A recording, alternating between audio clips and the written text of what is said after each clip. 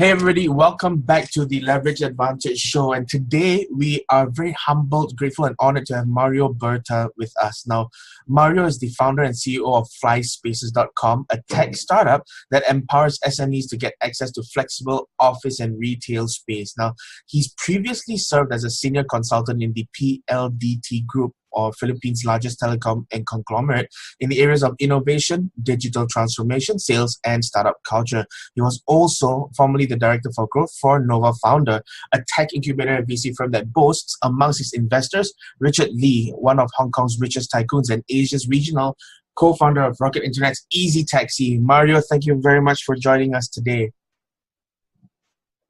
Thank you, guys. Thanks for having me. Okay, I was reading through your extensive list of achievements, and I think my introduction doesn't do you justice. Perhaps you can share with the audience a little bit about who you are and what you do. I am just an entrepreneur. That's it. I've been in Asia for about 9 years now, most of it in the Philippines. I was in the Philippines. I'm reaching now the 7th year. I was working in consult. If I track chronologically back, I'm Italian by origin. I studied then in my business school in Spain, where I'm a professor now, and then I started my consulting job that brought me in many countries around the world, between Africa and Asia, and then I finally landed in Asia and finally landed in the Philippines.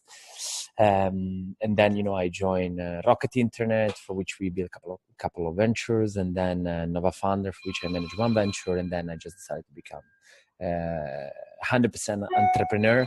When I look at the models I wanted to launch in this part of the world, one thing very clear to me, that I wanted to stay absolutely away from the C2C, consumer to consumer or business to consumer business, because this is really a game for the big guys that have very deep pocket. I mean, by being in Rocket, I saw the tremendous amount of money that you need to pump into marketing, etc., in Southeast Asia to acquire consumers, return consumers, and monetize consumer. And that's a game I didn't want to do.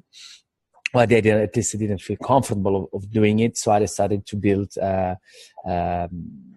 aggregator for flexible office space, which already back then, 3 years ago, was popular. But as you probably know, in 2017 was the year of co-working space, right? What it was grocery delivery 3 years ago, now it's co-working. Like, everybody's pumping money into this space.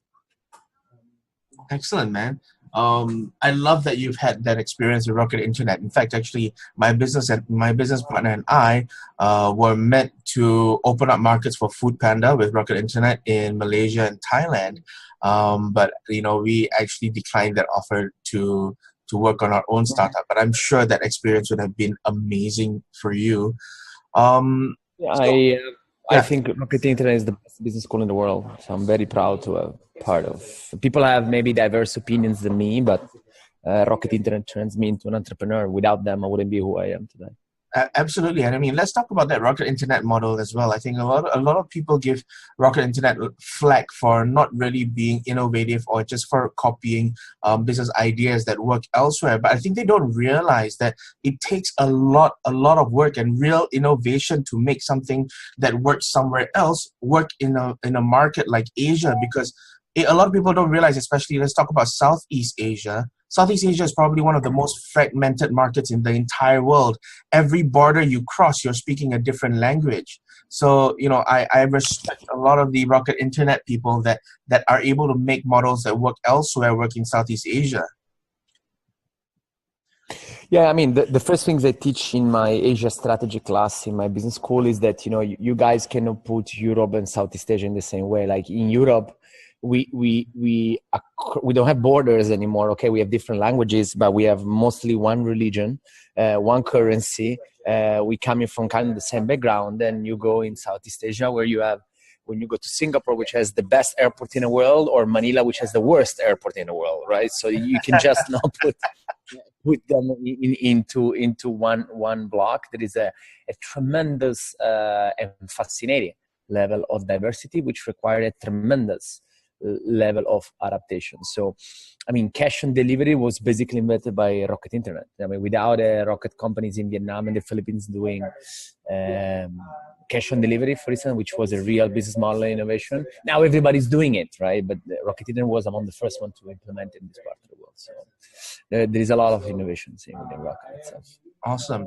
And tell me, what were some of your biggest challenges in your entrepreneurship journey, whether it was with Rocket or whether it was with Phi?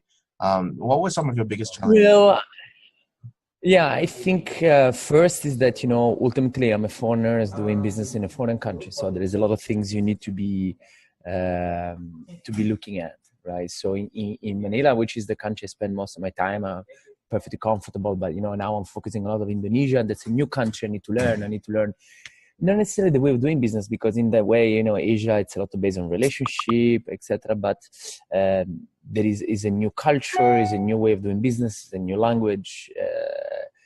Most of the country is Muslim instead of being Catholic, etc. So there's in every country we move in, it's a new challenge that we have to face. So it's mostly like being able to understand how to make employees engage, how to retain the best talents.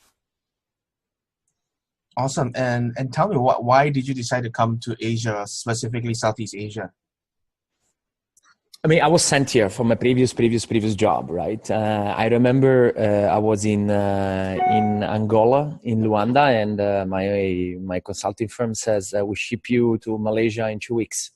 So it was quite of a change going from the African megalopolis to the Asian megalopolis. And I remember arriving in Kuala Lumpur my first day and seeing a completely different world than I was seeing in Africa. And I was seeing the Petronas, and I was seeing this all tremendous development, which is happening in this part of the world. And I think it is the best place at the moment to build businesses.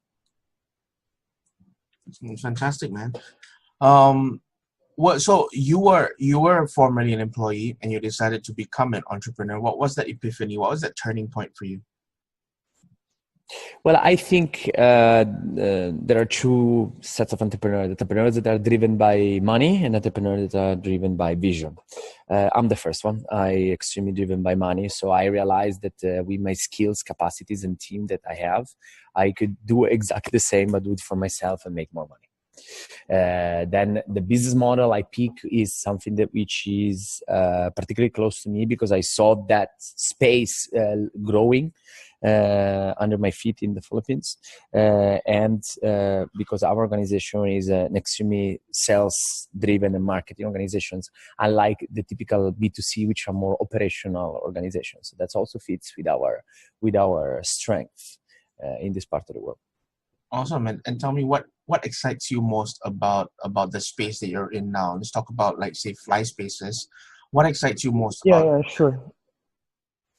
I mean, for me, there is no doubt that in the future, companies will take a flexible office space solution instead of a conventional office space solution, right? We are turning every CFO dream possible, saying you can convert a fixed cost into a convertible cost. If tomorrow you need 50 seats, here an office space for 50 seats. If tomorrow things are not doing very well, you need 25, here an office for 25. If tomorrow things are doing well, you need 100 seats, here an office for 100 seats. And then every month you can grow as you grow and pay as you grow, with no commitment that allows corporations to be leaner, capex to be reduced, and flexibility to increase. So if you look at the balance sheet of the companies, generally the first biggest cost that they have in their balance sheet, it's rent, followed by payroll. Right. So now we are attacking the biggest single cost that the corporation has, break it down into manageable pieces and make it flexible. That's really what it's all about. That's amazing, man. Like, it's also a big problem in Singapore. Like,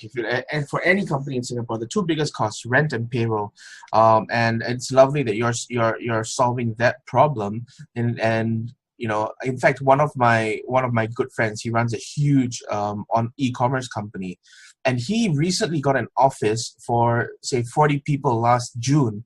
This December, he had to look for another office for 70 people because they're growing so fast, So, I think your particular business solves a huge problem, and I'd be very excited about that. Tell me, man, what have you learned recently that just blew you away? Wow. Where do we start? I knew it, but I think I knew it, but experiencing on my skin obviously is a different thing. Is that in Southeast Asia, really the key to succeed is not technology, it's not funding, it's nothing else but the team.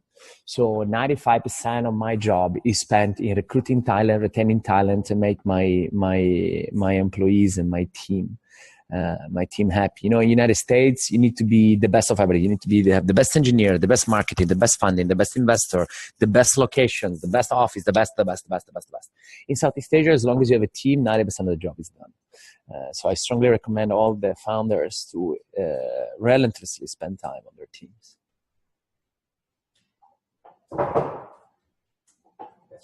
That's right, Chris? That's right. Thank you. Awesome, man. let's have a little bit of fun. Tell me, like, what's your favorite Asian destination for relaxation? Bali, without a doubt. Bali is my favorite place for everything in Southeast Asia. Like, if I have time, I fly to Bali. Awesome, man. Some of my favorite destinations in Southeast Asia are, other than Singapore, of course, Bangkok, Kuala Lumpur, and Bali. But you've got so many beautiful How can islands. Singapore be a favorite destination for what? Leisure? Most boring in Southeast Asia.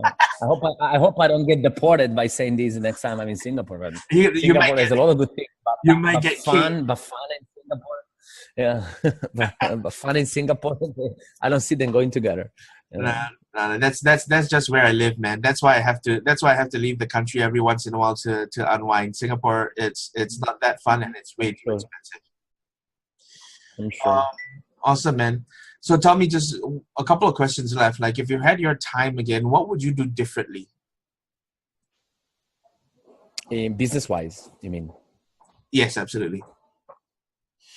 I mean, what other model I will launch, what other business I will focus on within my business, what I will do different?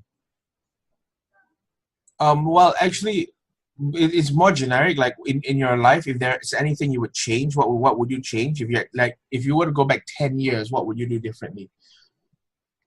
I probably would try to arrive in Asia earlier. Even earlier than I arrived here when I was 25 or 26. I probably have tried to arrive here when I was 20. I would probably have tried to learn Mandarin, which now is too late for me. I just dropped the idea. So yeah, nothing. But other than that, no more. Not much more than that. The more I travel to other Southeast Asian countries, the more I realize the Philippines, the country fits me the best.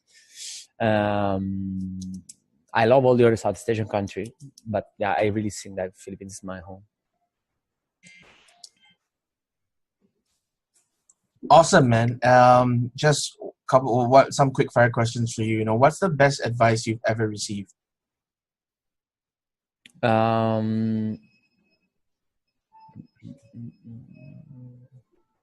Sometimes not having an answer, or you know, missing a step is not a problem. What is the problem is admitting when it's too late, right? So sometimes you try to jump longer than you can, or because you don't know, and then you crash badly, and that's the problem, right? So sometimes there is not a shame to admit you miss a step. The problem is admitting when it's too late. Okay. And can you share one of your personal habits that you strongly believe contributes to your success? My personal habits. Yeah, that contributes to your success. I mean, I try to keep my employees fit as I can. I work out every day, so I'll try to push them to eat less sugar shit, which in the Philippines, trust me, is a big challenge.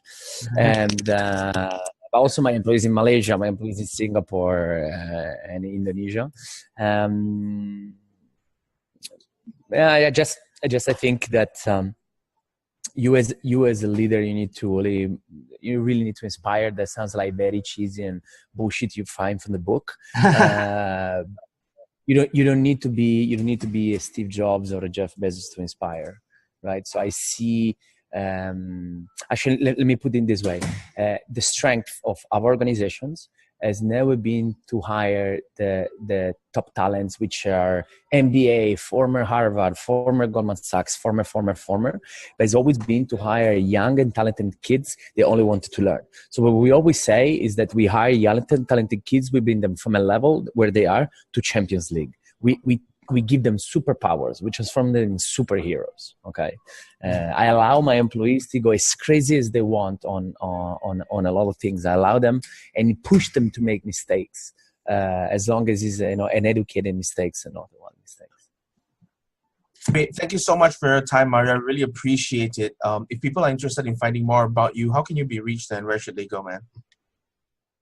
Well, so I have my own webpage, which is marioberta.org, which all my talks and articles and papers I produce, white paper I produce are there.